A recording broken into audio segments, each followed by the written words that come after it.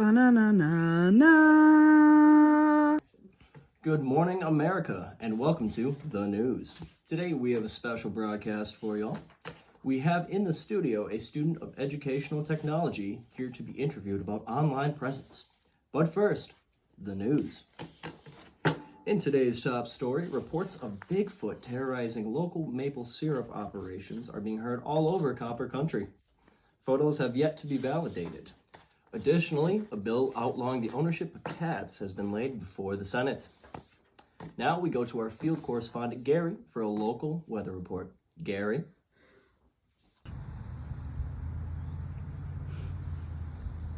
Thanks, Tom. I'm standing here on the corner of West and Fair Avenues in the beautiful Marquette, Michigan. And there seems to be a bit of rain. Back to you, Tom. Thanks, Gary. Boy, it's really coming down out there, folks. Now, for our interview with Miss Yakos, we go to our investigative reporter, Charlie. Good morning, Miss Yakos. It's nice to meet you. And you. I'm so thrilled to be here. Thank you for having me. Welcome to the show. Why don't you start off by telling the audience a little bit about yourself? Okay. My name is Bryce Yakos, and I am a senior and teacher candidate at Northern Michigan University, a post-secondary institution located in Michigan's rural Upper Peninsula. I am studying secondary education, and more specifically, this semester, I am studying technology integration in the classroom. That's a broad subject. Yes, it is, Charlie, and that's why today I'm going to specifically talk about classroom and teacher online presence. What do you mean by online presence? So, online presence basically means that in some way the teacher is online and accessible to students from anywhere. This can be done in a lot of ways. This can be done through learning management systems, LMS systems, or content management systems, CMS, which are things like Blackboard, Moodle, Edumundo, these websites in which you are able to post resources, post assignments, students can submit assignments, they can track their assignments and due dates. Most of us have used a CMS or LMS in some capacity. And then there's also websites or blogs in which students or parents can get online and get to know their teachers and see who they are and what their interests are or how they manage their classroom or their educational philosophy. And then a lot of teachers also like to use social media because a lot of their students are already on it, and you can make things like a classroom Twitter or a classroom Facebook page, and through that you can post updates, reminders to students about field trips or due dates. Basically, it's just being accessible online. Why is online presence important? That is a very good question, and I think a lot of us can sense the importance of online presence after the past couple of years of most of education going on online and over Zoom. But I think there's a lot of reasons it's important. Students in this day and age are growing up with a lot of technology. They spend a lot of time on screens and with their phones and computers and TVs, and that's where they like to engage. And I think it's really important for teachers and schools, educators to meet students where they're at. And if online is where they want to be, then we should cater to that. I think it really improves engagement. I think you're able to access a lot of students that you may not have been able to reach before. Maybe some of them are nervous talking in class but are comfortable posting statuses or discussion posts or commenting on their fellow students' discussion posts or statuses. If I were to be ill and had to be out of the classroom, their education wouldn't have to be disrupted. I could post, whatever resources, material, assignments I wanted them to read or complete on an LMS or CMS or a virtual classroom like Google Classroom, and they wouldn't be interrupted in their education. And I think that's really important. I think it just overall makes education a lot more meaningful experience for students. Interesting. What should educators consider when developing an online presence? I think the most important thing to consider when developing an online presence as an educator is who your students are and what their needs are. If your classroom is experiencing a lot of absences, then maybe you need something like virtual classroom or like an LMS or CMS system. Perhaps if your students are having trouble staying organized or keeping up with due dates, you can work on calendars or social media like Twitter or Facebook where you can post reminders. If you're lacking engagement, maybe things like having students do blogs and increasing their audience to a global capacity could better motivate them. Maybe things like social media, if that's what they're interested in and they like to take part in, you could start a class social media where students discuss and submit assignments and talk over there to increase engagement. There's just a lot of ways that you can go about developing your online classroom, and I think that the most important thing about your presence is just making sure that you meet your students where their needs are.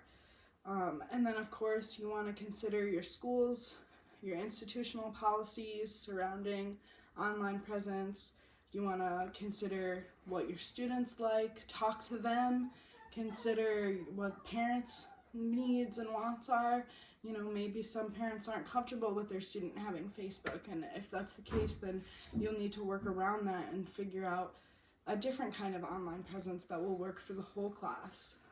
So I think just the most important thing of all is consider needs, and then second, just making sure everyone's safe, policies are being enacted, and everyone's comfortable. What are some strategies you suggest for developing an online presence? So there are so many ways to go about developing an online presence, whether it's a blog or a teacher or classroom website or a social media page or what have you. And there are so many tools that are accessible to us like Quizlet and Kahoot. And I think that the best thing that you can do is maybe, do some research like educational technology tools, educational websites, and explore them, explore a little bit what it feels like setting up a Google Classroom or a Google Calendar. Explore Kahoot, explore Quizlet, try them out and see how those things feel for you, and if you think that they could work in your classroom, and then, work from there and start developing and slowly integrating things. I think one of the best things you can do is see what other teachers are doing and see what the research says. It's you just gotta explore, really. How can having an online presence help students engage with content? I'm really glad you asked this question because I know as I'm talking up here, it must seem like I'm talking a lot about getting kids on social media and having them spend more time on the screen. But there are a lot of ways that you can engage with content. I am going to be an English teacher, so a lot of my class is discussion based. And like I was saying earlier, some students just aren't comfortable talking in the classroom, and using a blog can really get them to open up. And increasing that blog to a more widespread audience makes the assignment more authentic for them when there's people looking at their work outside of the classroom, outside of their peers and their teachers. They care more about those opinions. They want to see the power that they have in reaching people and having people see their work. I think that's really powerful. So engaging with content that way, maybe you have a student with special needs who can't carry around their textbooks. Technology allows us to have text in an alternative format that students can carry around a much lighter load with. Kahoot, again, gamifying Quizlets and assignments. There's so many ways. Vlogs, podcasts, comics, so many different ways that you can have students express what they're learning content-wise that is more fun and engaging than pen and paper. I wish I was going to school right now. What does having an online presence mean to you as a teacher candidate? Wow, that is a really good question. I think it is incredibly important, nay, crucial. In today's world, technology is not only the future, but it is our present. Every teacher in the classroom today, every teacher in the classroom tomorrow is going to be dealing with children who have grown up with a computer and all the world's knowledge and ability in their pocket. And I think it's important that we embrace that. We don't take that away from them, you know? Technology has improved a lot of people's lives, and our students love it. It's what they know, and it's what they're going to know for the rest of their lives. And it's our job as educators is to teach students how to be successful in the outside world, and technology is an integral part of that. And I think it's important that we involve it in the classroom, and I look forward to doing it myself. Well, I know I couldn't do your job. When I was in school, we used chalkboards. Wow, that must have been a long time ago. Not as long as you'd think. Well, that's all we have time for tonight, folks. I thank you for coming on the show, Miss Yakos. Thank you so much. And I for wish you having luck. me. Thank you. Thank you, everyone. Back to you, Tom. Well, Charlie, I know I learned a lot. Sounds like technology is becoming a real asset to education, and our future educators are being well prepared. I think education is in good hands with teacher candidates like Miss Yakos. Well, we hope you enjoyed the show. Thank you to all our viewers, and see you next time on The News.